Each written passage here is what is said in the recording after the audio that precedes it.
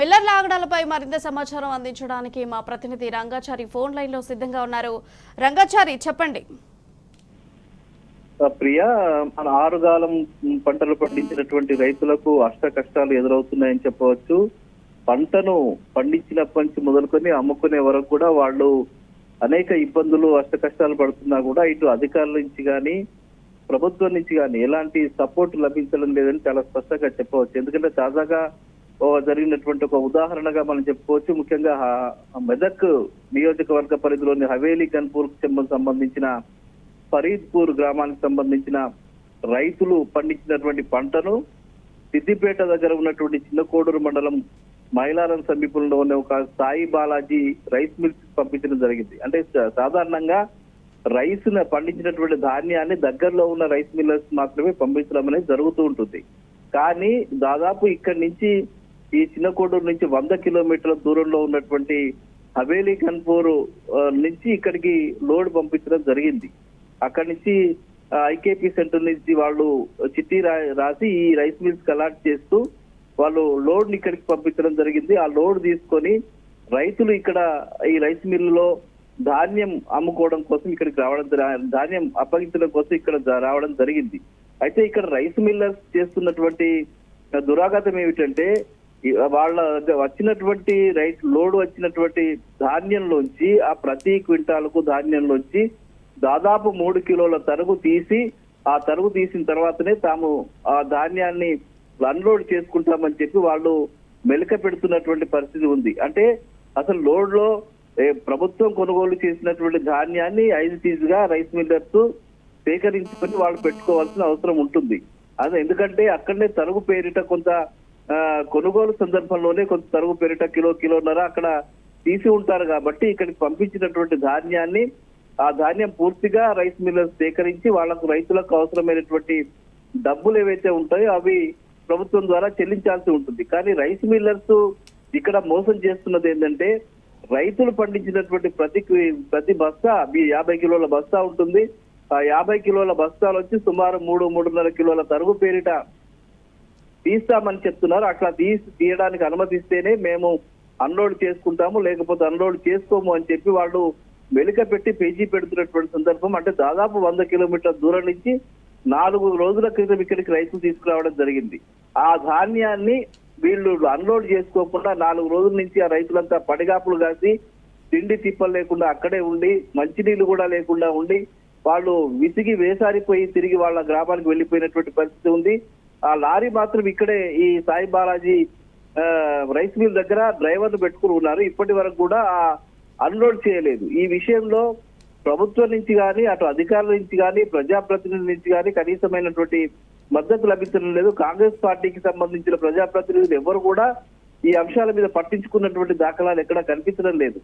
అధికారులు గత ప్రభుత్వంలో ఉన్నప్పుడు ఆ మార్కెట్ లో ఏదైతే ఐకేపీ సెంటర్లలో ధాన్యం సేకరణ చేసిన తర్వాత వాటిని పంపించి దగ్గరలో ఉన్నటువంటి రైస్ మిల్స్ అలాట్ చేసి వాటిని తిరిగి వాళ్ళు రైస్ మిల్లర్స్ దాన్ని అన్లోడ్ చేసుకుని తీసుకువెళ్లే వరకు కూడా పర్యవేక్షణ అనేది జరిగేది. ఎప్పటికప్పుడు స్థానికంగా ఉండేటువంటి అధికారులు ప్రజాప్రతినిధులు వాళ్ళంతా కలిసి ఆ రైస్ మిల్లర్స్ ని ఒత్తిడి చేసి వాళ్లను ఆ ధాన్యాన్ని సేకరించే విధంగా చర్యలు తీసుకోవడం అనేది జరుగుతూ వచ్చింది. కానీ ఇప్పుడు చూస్తున్నటువంటి పరిస్థితి కేవలం గాలికి వదిలేసినటువంటి పరిస్థితి. ఒకవైపు రైతులు పండించినటువంటి పంటలు సకాలంలో కొనుగోలు చేయకపోవడం, వాళ్ళకు కనీస మద్దతు ధర ఇవ్వకపోవడం, దాదాపు నెలల తరబడి రైస్ మిల్లర్స్ అక్కడ ఐకేపీ సెంటర్లలో ధాన్యం ఉన్న సందర్భంలో వర్షాలు పడి తడిసిపోయి ఇబ్బంది పడుతున్నటువంటి సందర్భం, చాలా నష్టాలు ఎదుర్కొంటున్నటువంటి సందర్భం. అట్లాంటి పరిస్థితుల్లో కూడా కనీసం రైతుల మీద జాలి దయ లేకుండా వ్యవహరిస్తున్నటువంటి పరిస్థితి. సేకరించిన ధాన్యాన్ని రైస్ మిల్లర్స్ తీసుకోవడానికి కూడా ఇబ్బంది పెడుతున్నటువంటి పరిస్థితి. ఈ సందర్భంలో కాంగ్రెస్ పార్టీకి సంబంధించిన ప్రజాప్రతినిధులు కానీ ఇటు అధికారులు కానీ, ముఖ్యంగా అధికారులు దీన్ని పర్యవేక్షణ చేయాల్సి ఉంటుంది. జిల్లాకు సంబంధించిన అధికారులు కావచ్చు, అక్కడి నుంచి ఆ లోడ్ ని పంపించినటువంటి అధికారులు కావచ్చు, వాళ్ళు ఎప్పటికప్పుడు ఈ లోడ్ ఇక్కడికి వచ్చిన తర్వాత వాళ్ళు రైస్ మిల్లర్స్ తో మాట్లాడి వాటిని సేకరించే విధంగా చర్యలు తీసుకోవాలి. కానీ ఇక్కడ పూర్తి స్థాయిలో నిర్లక్ష్యం మూలంగా అటు ప్రభుత్వ నిర్లక్ష్యము, అధికారుల నిర్లక్ష్యము, ప్రజాప్రతినిధులకు సంబంధించిన నిర్లక్ష్యం, వీళ్ళు ఈ నిర్లక్ష్యం మూలంగా రైతులు పెద్ద ఎత్తున నష్టపోతున్నటువంటి పరిస్థితి.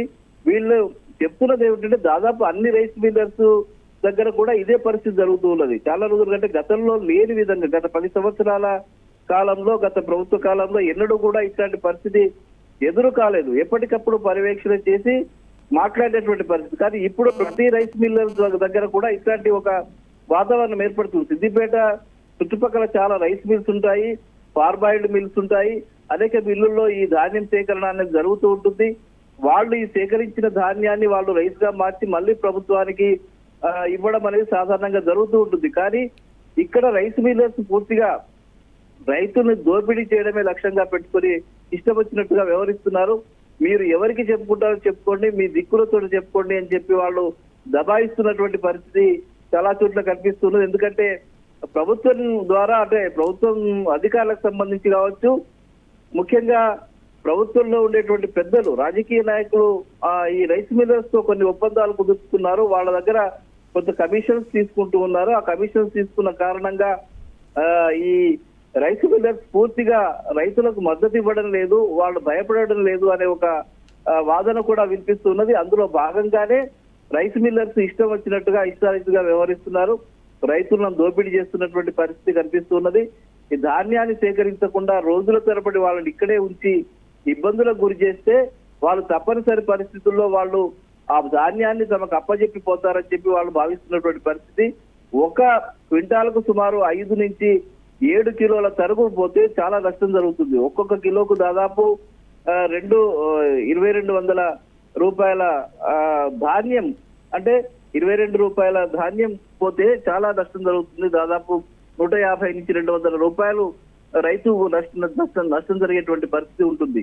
కాబట్టి ఇట్లాంటి పరిస్థితి నుంచి రైతులను కాపాడాలని చెప్పి కోరుతూ ఉన్నారు. ముఖ్యంగా హవేలీ గన్పూర్ కు సంబంధించిన రైతులైతే చాలా ఇబ్బంది పడుతున్నారు. ఇక్కడ విసిగి వేసారిపోయి వాళ్ళు తిరిగి వాళ్ళ గ్రామానికి వెళ్ళిపోయినటువంటి పరిస్థితి, ఈ ధాన్యాన్ని ఇక్కడనే వదిలిపెట్టి వెళ్ళిపోయినటువంటి పరిస్థితి ఉంది. ఇప్పటికైనా అధికారులు కానీ, కనీసం ప్రజాప్రతినిధులు కానీ పట్టించుకొని ఈ ధాన్యాన్ని సేకరించే విధంగా చర్యలు తీసుకోవాలని చెప్పి కోరుతున్నారు. ముఖ్యంగా ఈ రైస్ మిల్లర్స్ దోపిడీని అరికట్టడం కోసం కూడా ప్రత్యేకంగా చర్యలు తీసుకోవాలని చెప్పి డిమాండ్ చేస్తున్నటువంటి పరిస్థితి ఉంది. రైస్ మిల్లర్స్ పూర్తిగా అవినీతి మయమైపోయారు. వీళ్ళంతా కూడా రైతులు దోపిడీ చేసుకోవడమే ఒక ప్రధాన ఉద్దేశంగా పనిచేస్తున్నటువంటి పరిస్థితి. ప్రభుత్వంలో ఉండేటువంటి పెద్దల అండదండలతోటి వాళ్ళు ఈ చర్యలకు పాల్పడుతున్నారని చెప్పి చాలా స్పష్టంగా అర్థమవుతున్నది.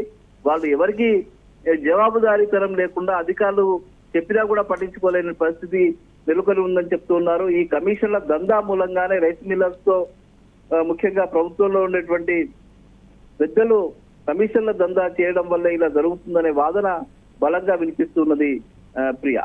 Right Rangachari, thank you for your updates.